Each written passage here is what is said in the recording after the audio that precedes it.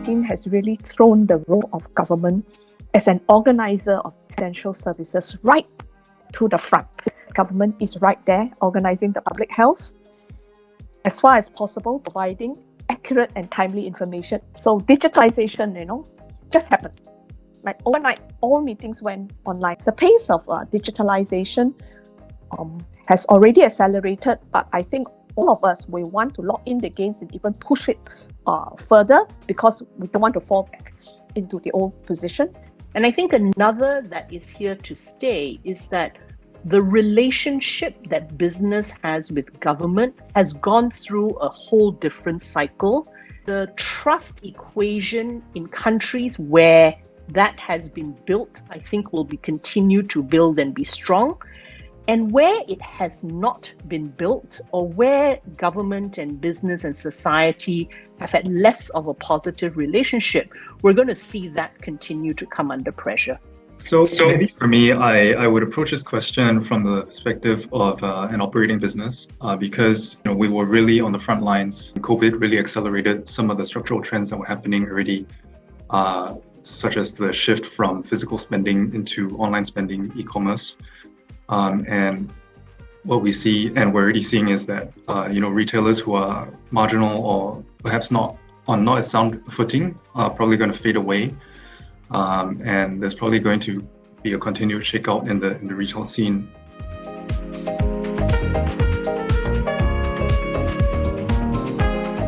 What we really tried to do last year was stabilize the emotional state of our teams and really try and have constant communication, or in some cases over communication.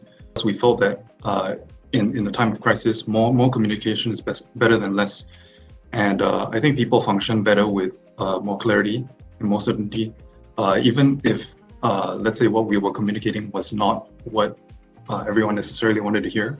At the sort of big level, you can talk about our mission and why we are doing good for the world.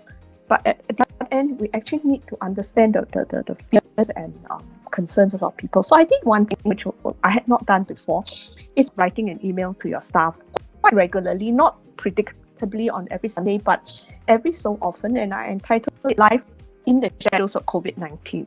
And I don't just write about the big things that are happening, but also try to bring in little vignette of my life to humanize the boss and to also let them know that we are in there. And I realized that it's actually important to reach out to staff. Using as old-fashioned a medium as email, because it is capable of one to many, and then to reap the benefits in other ways, not necessarily by the number of return emails I get.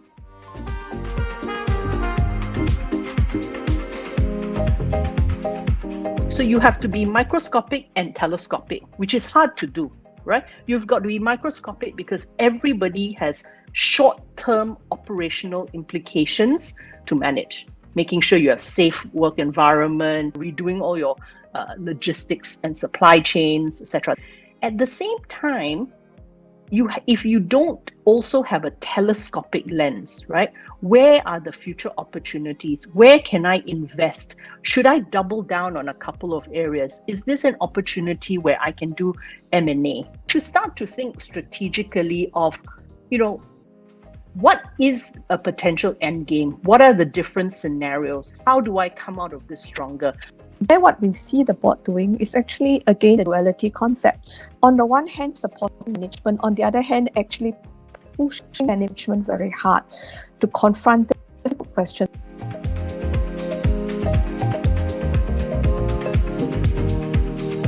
For me, future success is really about risk management. How a board can address risk management better is, by having diversity. With a diverse group of individuals, different backgrounds, expertise, and everyone can bring different perspectives to the table. And I think everybody, in a way, asking themselves what are the risks that they see that nobody else can see. And on the board level, risk has increasingly been a topic of conversation and focus. But I think this put it to a whole new level. I've had at least 20% of the board start to look at their composition and say, do we need to bring in more adjacent sector or functional skills?